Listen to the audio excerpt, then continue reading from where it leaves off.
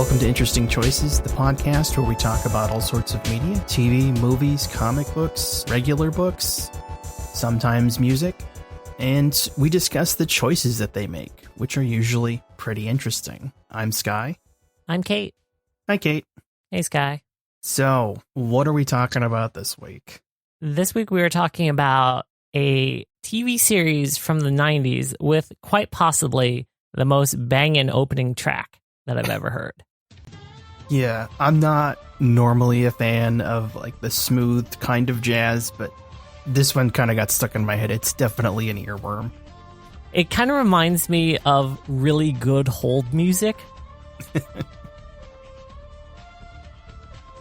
The show that we were talking about this week is the 1997 to 1999 TV series Nightman. Nightman. The SEO on Nightman is really bad now after It's Always Sunny. Yeah, I was going to say, I can't think of the title of the show without thinking of that one song. But instead of fighting the Dayman, this Nightman fights international arms smuggling. Yeah, and briefly David Hasselhoff. Yeah, this show makes so many interesting choices. What's weirder is that it was one of Marvel's early attempts at doing a TV series. Well, that's the thing. When it started out, this was actually a Malibu Comics character. It was only recently that Marvel purchased Malibu Comics. Oh, okay. So it didn't quite have that pedigree back then. That makes a lot of sense. Everything sort of fell into place when I learned that. Yeah. This guy definitely does not feel like a Marvel superhero. He officially started out as part of the quote unquote Ultraverse, and if you are even tangentially aware of comics, like it is very apparent. Do we want to just start talking about the show with a brief summary of what happens in the first 2 episodes, because they're a 2-part pilot? Yeah, it's kind of underwhelming, but yeah. So we start out with the main character, Johnny Domingo. In the comics, his name is John E. Domingo. And then he takes the stage name Johnny Domino, and that's his name in the show. Johnny Domino, jazz saxophonist. In San Francisco. At the House of Soul, which has a bad sign because I couldn't see the of, so it just looked like House Soul. To paint a sort of word picture, Johnny Domino is the sort of guy that wears a lot of sleeveless muscle shirts and has kind of Fabio hair. He has a mane. Yeah, he's that sort of 90s male archetype. Yeah. I mean, if I were thinner, I'd probably wear more shirts like that, but... No shade in either direction. I'm just saying that's who he is. Yeah, this is the guy, and this is true. This is literal. This is a guy who drives a Plymouth Prowler. Like a purple one? It's super good. That was like the flagship color, to the point where there was an official collectible model that was made out of amethyst. Wow. Yeah. Okay. Johnny Domino is played by Matt McColm, who's an actor, stuntman, and former model. Yeah, he's been in a ton of stuff. He actually stunt doubled for Schwarzenegger in T2. So that should give you an idea of the type of physique that this jazz man has. I honestly kind of found him a little endearing. Like, he wasn't terrible as an actor. No, he was perfectly fine. Like, there were some choice acting performances in this show, but his was not in the worst of the offenders. The good kind of serviceable, not the kind of serviceable where you're like, yeah, it works. He sort of has a get a real job son talk with his dad, which is probably the most supportive one of those I've ever seen on TV. His dad wants him to do anything but be a jazz musician. Yeah, but he's like a famous jazz musician. I guess it never really felt like that until like the opening of episode 2 with that voiceover. that fucking voiceover. The reason that he's even put into a position of peril that kind of like gets the story going is that he is hired to play this weird communications conference that is happening in San Francisco called like M21 or something. Yeah, Millennium 21. But he's playing on a cable car where all of the people are hobnobbing. It's so weird. Yeah. I don't know. I'm not sure about the decision, because in the comic books, the way he gets his powers Well, in the show, he gets his powers because he's on the cable car and he gets struck by lightning. In the comic books, he crashes into a cable car and then is struck by lightning. I mean, so yeah, in the comic, he drives a Miata. So there you go. They didn't want to wreck that Prowler.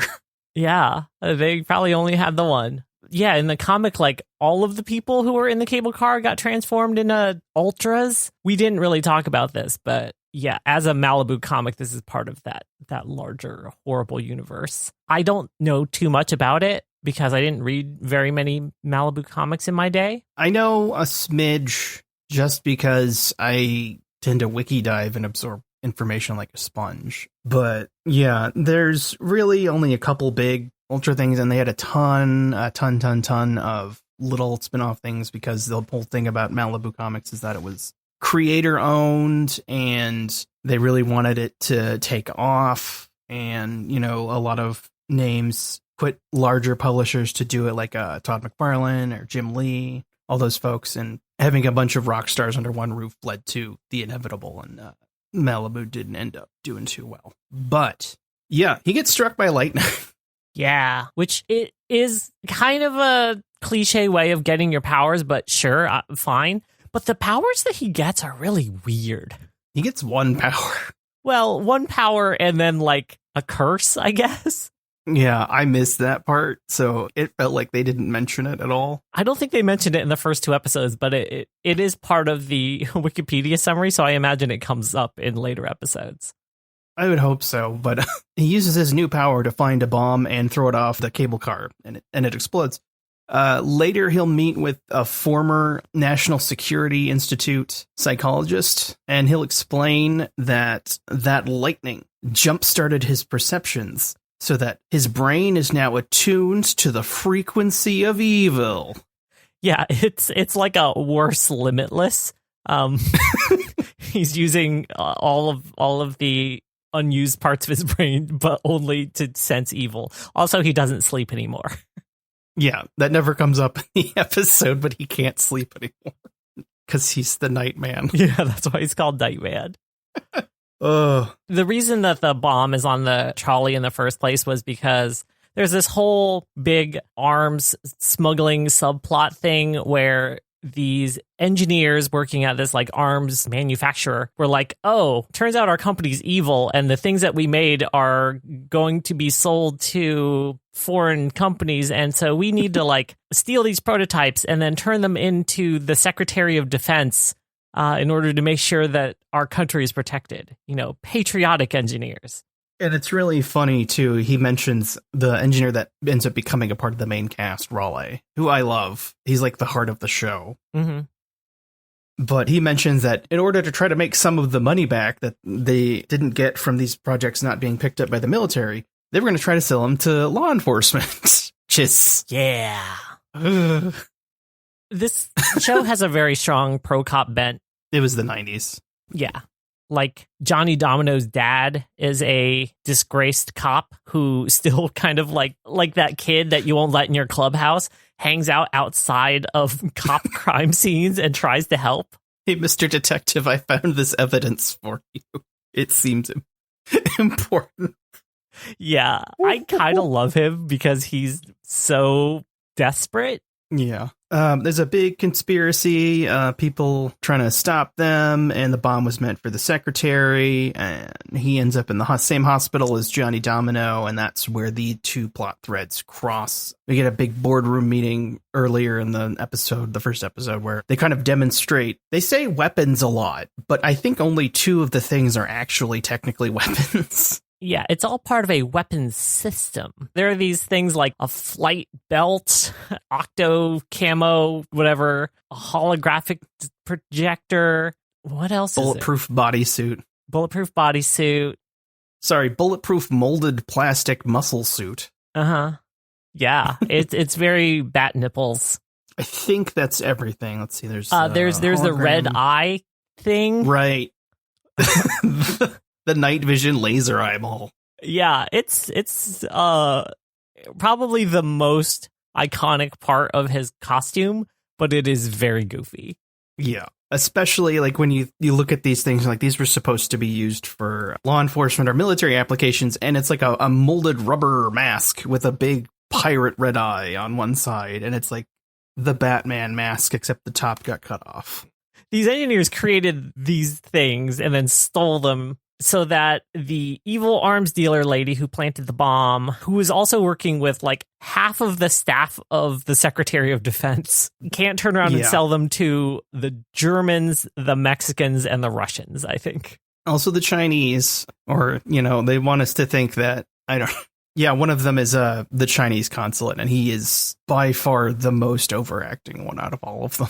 He is chewing scenery so hard he has hit bedrock. This man, I think they hired him to just play like a regular businessman type, but he's like, but what if I am a cartoonish supervillain? Yeah, and he's literally like a cartoon come to life. I checked out some of the later episodes, and he comes back a few times, and I can see why, because like he obviously just wanted it more. Yeah, and honestly, he kind of steals every scene he's in just because he's so over the top. It doesn't hurt that they end up writing in all these like weird things for him. Like at one point, they're like, oh, this Johnny Domino guy's giving us problems. We need to do something about it. And the Chinese guy's like, yo, I have this thing. And he opens up this box and this tarantula comes out, skitters across the conference table, crawls onto the Mexican guy's face, and everyone's going to shoot it. And he's like, no need to shoot it. It's a robot, but the poison's real. And I'm like, why do you have a poisonous plastic robot tarantula? It looks so dumb, too. It's like way bigger than it should be. But it ends up coming back at the end, which is wild. Oh, God, I cackled at that. Oh, man. Because it literally right before that scene, I was like, is that spider ever going to come up again? Yeah, I mean, there's a lot of like weird scenes. Like towards the end, when Johnny Domino's in his full Nightman persona and like fighting off the evil guys, he like kind of karate chops one off of a ledge thing into a pit. And you're like, did that guy die? It wasn't that high. He's probably not dead, right? He's probably just like in the pit. And then it cuts to him lying in the bottom of the pit, just covered in snakes. And I'm like, where did these snakes come from? There was like a 1/4 second shot just before he entered the main bad guy cavern that sort of established that there was just a random snake pit. It's a weird show. It is very 90s. Like when the show first started, I was like, oh, actually, this isn't that badly produced. The scenes are relatively competently filmed. Except for every blue screen. Oh, yeah. All the blue screen is so terrible. Everything is this really bad haloing compositing. Yeah. The worst offender was the bomb sequence on the trolley. So here is how it plays out. Johnny Domino is there like wailing on a saxophone. He sees this kind of suspicious looking lady in like a power suit who leaves a bag. Then at the trolley stop, gets out, gets into a limo, drives off, and then he is struck by lightning. The worst lightning. And then he falls to the ground, is like, grabs the bag and is like getting these premonitions of her at this meeting. And somehow that leads him to believe that it's a bomb. And he's like, it's a bomb. Everybody out of the cable car. And he kind of just stands there holding the bomb until he decides, I need to get rid of this bomb. And then he takes it and hucks it out the window where presumably all of the people have fled. Or even like it looks like it goes towards the big giant San Francisco house they're parked in front of. Yeah. And then both the house and the cable car catch fire badly, very badly. And like it is one of the worst effects I've ever seen in my life. And it was amazing. Yeah, he definitely killed all of the people in that house. But they said no injuries because of the heroic actions of one Johnny Domino and his ability to telepathically sense evil. It's worth noting that by telepathically sense evil, it means show things that we've already seen as the audience through a fisheye lens. Yeah, and hear evil thoughts, which is weird because, like, he can also telepathically hear the secretary guy who was supposed to be not evil. There's a lot of, like, question marks about his powers and what they do, but it doesn't matter because they are not actually as important as this, like, suit that he receives randomly. Yeah, the suit is his powers. But yeah, one of the engineers goes to meet up with the secretary at the hospital, gets killed along with the secretary by his security detail. And then one of the remaining engineers tries to meet up with Johnny Domino. Yeah, he just has his brainwave. He's like, I'm going to trust this Johnny Domino guy because reasons. They try to have him killed, and then he senses they're coming, kicks the gun out of the guy's hands at mid drive-by, and then wheel kicks back through the window. It pulls him out the car. This is in the era where they didn't really know how to film action scenes to make them exciting. Yeah, like that would have been like a kick-ass action scene if it was shot properly. The way it's shot in the show is it's just so like, my dad found a camcorder and told me to watch him do karate. Yeah, it's like this very casual long shot from like a distance. And you're like, I guess he's doing a thing. Like, they never really understand how to show impact or excitement or movement. And I think part of it is because that suit is pretty restrictive. Even when he's not in the suit, like he was for that scene, he's just in his street 90s guys clothes. So it's Johnny Domino, this engineer, Raleigh, who ends up working at the House of Soul for some reason. Yeah, he becomes the radio engineer for the radio station that broadcasts out of there, I guess. This is very confusing, but yeah. I was like, wait, do they think he's a sound engineer instead of just like a regular, like, mechanical or electric engineer? And then he was like, I used to do this stuff in college. I was like, well, I'm actually surprised. Yeah. But he just sort of takes him to the secret warehouse where they have it and just like, hey, here's all this shit. Uh-oh, the feds are here. Here, take all this shit. Yeah, there's a whole sequence where they're surrounded in the warehouse by the feds, and they have to use all of the different pieces of the Nightman regalia, and it is so painfully long and slow.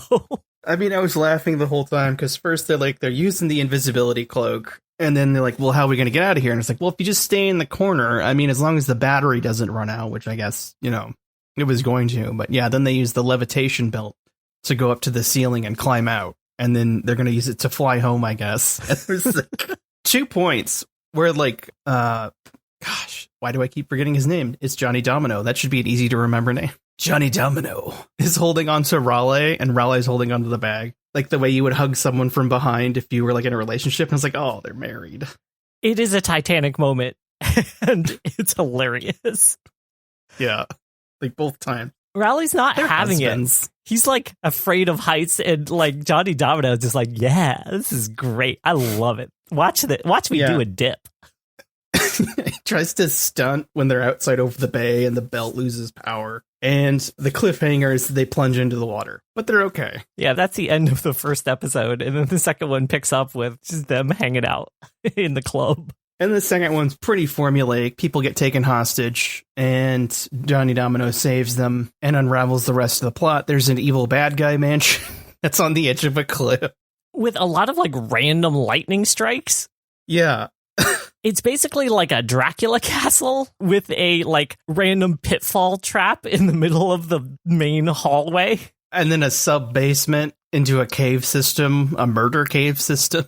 The reason that Nightman ends up going there is because earlier the Chinese, I guess, the Chinese consulate, yeah, the ambassador kidnapped the girl that he was flirting with and then tried to throw her off a bridge. He swooped in his Nightman costume and saved her, and then is just like pissed off at the Chinese now, which leads to a couple vaguely racist quips later on. It's the 90s. Yeah. But one of my favorite lines of his in the whole thing, the consulate guy. And this woman is like Johnny Domino's ex, is the thing. They kind of try to establish that like right in the beginning, and then they don't mention it ever. But he's questioning her about the weapons prototypes. Like she would know a damn thing about that. He drops her, and then Johnny swoops in and grabs her. And the Chinese consulate is like, I think I know what happened to the weapons prototypes. And it's not good news. He is like so over the top, and I love him. He is the worst.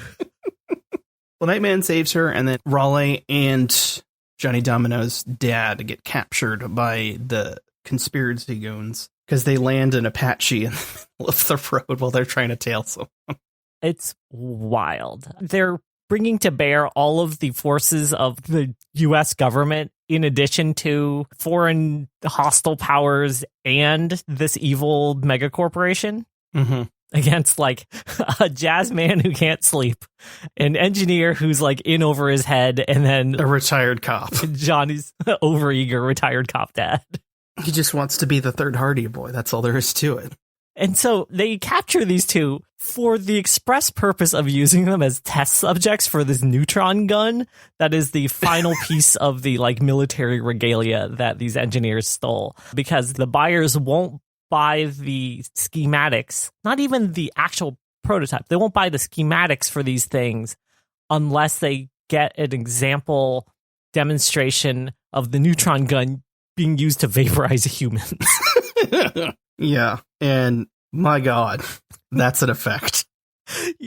Yeah, so Nightman, fighter of the day man, protector of Jazz and his friends, master of stunt karate. I think he's actually a master of karate too in real life. Yeah, he does have a black belt in Kenpo karate. So that part's actually true. But he tracks them to this mansion where his friend and his dad have been captured and kept in the like weird cavern basement thing, drugged all to hell. And he beats up two guards, knocks them out, and then swaps them for the people that he knows and is like, they can use these guys as test subjects. And I was like, wait a minute. Wait, like, you're just saying that, right? You're actually just... No. No. And that was at the point that I realized that Nightman had no compunction about murder. Yeah. Which comes up later. Yeah. Nightman murders a surprisingly large amount of people. Yeah. Like normally in a superhero origin story, you get like one for sure, probably death. And that's like the main introductory bad guy. And in this one, he just, kills some people. Yeah. Yeah. He basically leaves these two goons who, in fairness, have done him dirty in the past. They like framed him for murder, all this other stuff, killed the secretary, but he just leaves them tied up with bags over their heads. And then the arms dealer's like, yep, time to test this neutron gun. Zap! And zaps one of them, and he just like vaporizes and his clothes fall to the ground like he's been raptured. They have like a composite shot of like the person there, and then I guess someone holding like the suit, and then they composite out the person and just drop the suit on the floor. It's terrible. And then for the second guy, they edited in a like little scream. Like a puff of smoke. It's so bad. Oh man. Oh, good stuff. So once they reveal that neutron gun, you're like, oh, that's bad news. I can't believe he let them like get killed like that, but whatever. He's taking care of his dad and his friend. He's got to get them to safety. I get it. This is, of course, though, after he snake pits that one guy. Yeah, yeah. So I was like, okay, maybe he just kicked him into the snake pit because they were friendly snakes. No, they're straight up poisonous snakes.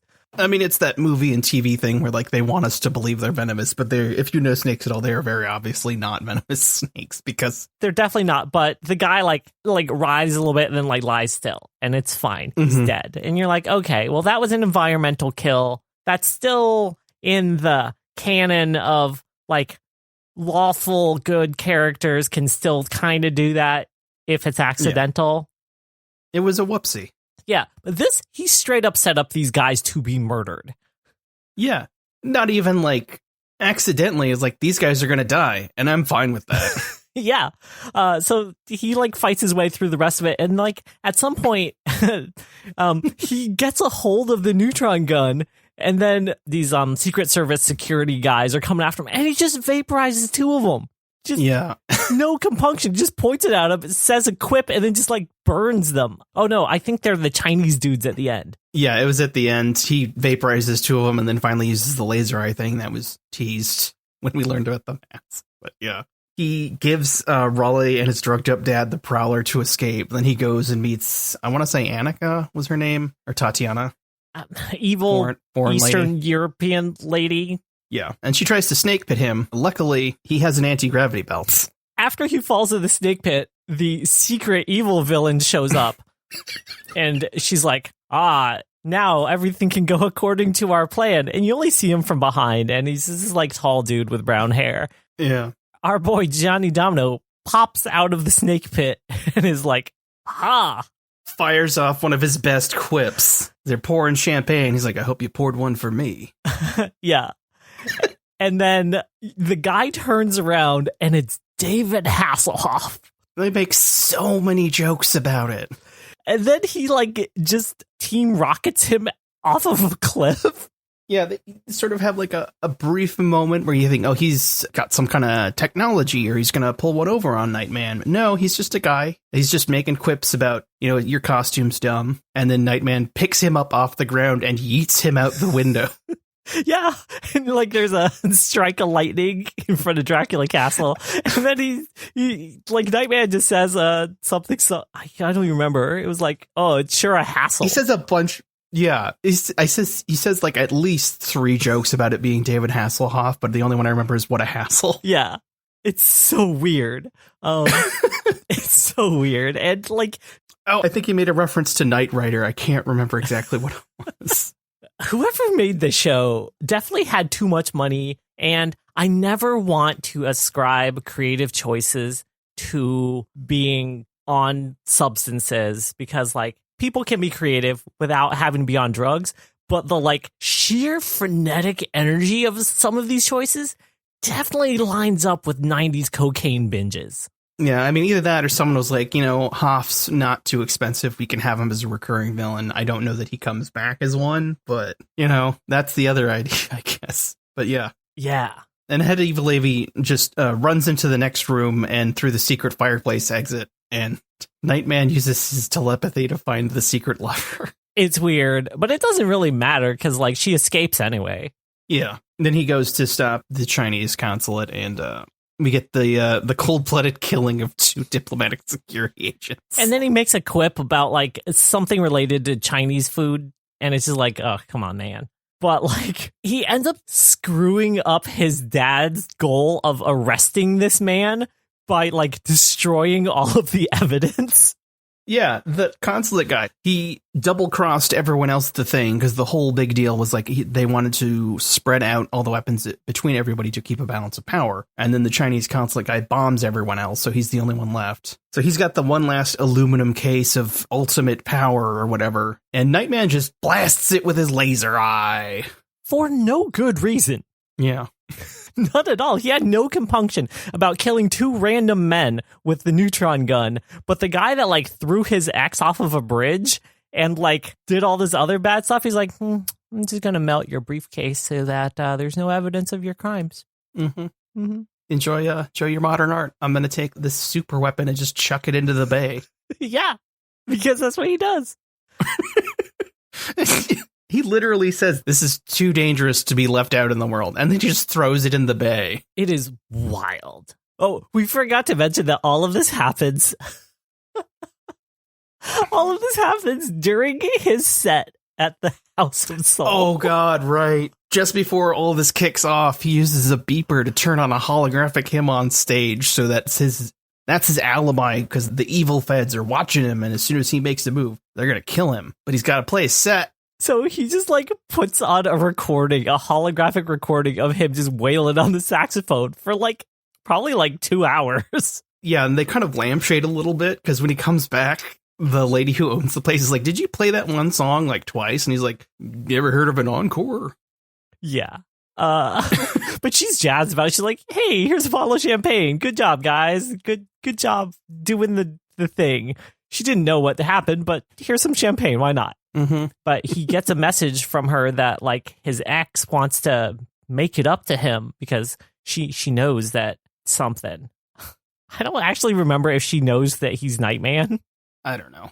I don't think it matters. I looked it up and she doesn't appear in any of the rest of the episodes. No. So. But the idea is that she's waiting for him back at his apartment house thing. Mm-hmm. And you see a lady from the collarbone down, dressed kind of sexy in like a short dress, and she like kicks off her shoes and it like pans up and like a lot of cleavage, and she's just relaxing on his couch. Lighting candles. Yeah. And he comes with him with the bottle of champagne, and he's like, oh, like, let me get this into some cups and we can have a good time together. Because he wants sex, because that is what Nightman do. Mm-hmm. But oh no, dun dun dun, it's not his ex, it's actually evil arms dealer lady. And she's gonna get her revenge, but or double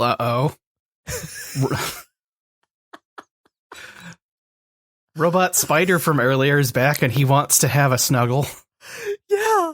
So the robot spider just like crawls through his house and then just bites her, and then she dies. It's like right next to her on the nightstand. There's like a box, and the guy explained it earlier. It's like he'll come through the door, and a motion detector will detect him, and then the spider will come out and then attack him. So I guess she came in through a window or something. I guess. But this means that there's also just this box with a robot murder spider just sitting in his apartment. And then he's like, oh my God, there's a dead woman on my couch. And then his ex comes in and she's like, hey, like, let's get Is that busy. a dead woman on your couch? And he's like, yes. No, actually, she didn't even say that. She was like, oh, I didn't know you had company. And she was like off put. And he was like, well, she's actually dead. She's dead. And rightly so, his ex is like, I didn't know you were into that kind of thing. But then they start making out in front of this corpse. The corpse and the robot spider. And guys, the robot spider is like the most Halloween decoration ass thing. Yeah. It's like, if you want to know what it moves like, you make your hand into like a claw shape and then wiggle your wrist from side to side on a flat surface, and that's the spider. And like, that's pretty much the way they introduce Nightman. Guy with weird, useless powers, a stolen set of military-grade weapons, multiple murders under his belt at this point.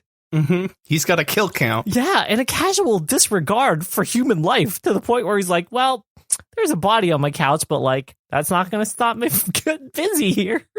I'm sure not going to call the cops about this. Mm-mm. It's wild. I think my favorite part is the voiceover, which I don't know if it carries over to the rest of the episodes, but like at the beginning of part 2, there's just a quick voiceover quickly giving the rundown of what everything is. And it's just like, Johnny Domino was the hottest jazz musician in San Francisco, but fate had other plans for him. He was busy heating things up, but then fate had other plans for him. This first episode is very mundane, actually. Mm-hmm. It's like, okay, this guy, I guess he has powers, but they're not particularly useful. And he's fighting corruption and espionage. Like, it is For now. For now. Other than the psychic powers, this could be a very bad spy thriller. Yeah. But later episodes go buck wild, according to the Wikipedia summaries. Oh, I picked out a couple favorites that I wanted to read. Do you have any? Just go for it. All right, so I don't remember which episode it is. I'm pretty sure it's in the first season, but they do a crossover episode with Manimal, which ran for one season in 1983, and they have to stop a time-traveling Jack the Ripper. Yeah, they go full comic book super fast. There's like alien villains who hypnotize people and then make Johnny selfish and hedonistic. There is this aforementioned time travel. There's an alternate lightning struck villain who has telekinetic powers. There's like witches. There's a night woman. Johnny travels to another dimension where he's reunited with his dead mom. Which we did not hear about in the pilot at all. No. So here is the thing about this show that, like, we, prior to recording this, had some discussions about and some reservations. This show actually has, like, a real villain in it. Yeah, an actual real villain. Yeah. And we're not just talking about Jerry Springer. He's also in this. But, like, one Donald J. Trump is in this, weirdly enough. Because, Yeah. of course he is. Like, it's the 90s. They needed some cartoonish personality to be on the show. He was making a lot of cameos in that era. Yeah. Season 1, episode 6. All the Wikipedia says is that he makes an appearance, so I want to believe it's brief. I didn't feel like watching that episode, so... Same. Same. Be aware. Yeah. Like, just heads up if you're going to watch it and you don't really want to have to look at that person. Instead, might I recommend the episode where a descendant of J. Edgar Hoover revives Al Capone and Bonnie Parker from cryostasis to commit crimes together. Yeah. Yeah. The last episode, spoilers for the last episode of season 1 of Nightman. After a saxophonist friend is shot and killed during a gas station robbery, Johnny feels he is not doing anything effective to protect Bay City as Nightman. However, when he is killed in a car accident and goes to heaven, will an angel touch be able to send him back to Earth to carry on as Nightman? So it ends on It's a Wonderful Life. What the fuck is this show? What is this show? I don't know. Oh. And then it continues on for another 22 episodes into season 2. Yeah, and then we get a millionaire tech startup villain who ends up killing his dad because production moved to Vancouver, and that actor didn't want to move. Yeah. And then he comes back in another episode where he's using virtual reality to kidnap people, apparently. There's one that he has to, like, fight a group of thieves that use high-tech rollerblades in the most 90s episode ever. Yeah. It just says futuristic rollerblades. Suffice it to say that if you just want to watch something weird, this is definitely the show that, like, is just full of interesting and weird choices, and I'm kind of here for it. After watching those two, I had to rewatch the second half just because I kind of missed part of it, and I wanted to get that straight in my head before we did the episode, so I didn't much feel like watching another episode, but I'm probably going to come back and watch some of these at some point.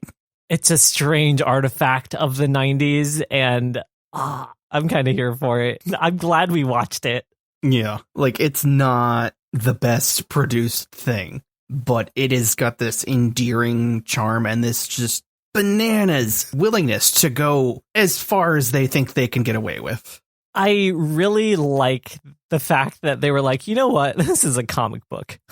We are just going to go just ham, whole ham. So that's pretty much Nightman. It's 1997's Nightman. We do have a Interesting Choices alumni here. One of the jazz singers that shows up at the House Soul is Anuka Okuma, who was in G-Savior. Yes. She also has a very illustrious career in anime dubs. She was in a lot of things, including the dub for Gundam Wing, the Canadian DBZ, and I think she was one of the fusions on Steven Universe. Yeah, Rhodonite, I think. Mm-hmm. But yeah, that was fun to find. We got our first, well, not our first alumni, but probably the most unexpected one, I think. Mm-hmm. She was also in 2003's Uwe Ball masterpiece, House of the Dead. Right, I saw that. Oh, I don't know if it's that important because she doesn't show up in the rest of the episodes, but Johnny Domino's ex, Carla, is played by Taylor Dane, who kind of sucks. Yeah, what a weird show. Yeah. Like, if you told me there was a show that had Taylor Dane, Little Richard, Jerry Springer, Donald Trump, David Hasselhoff. Yeah. It has a crossover with Manimal. One season. More than 10 years before this started.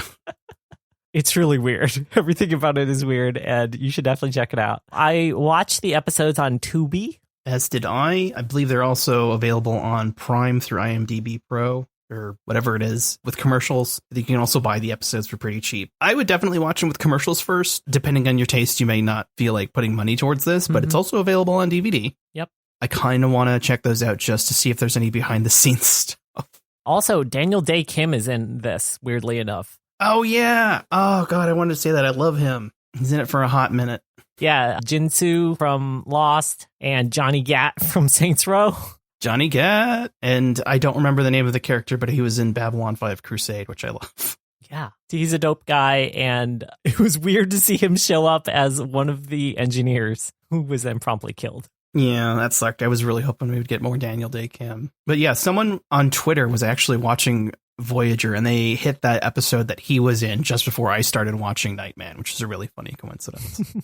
So, Nightman, go check it out. Again, heads up on episode 6 if you're wanting to skip that.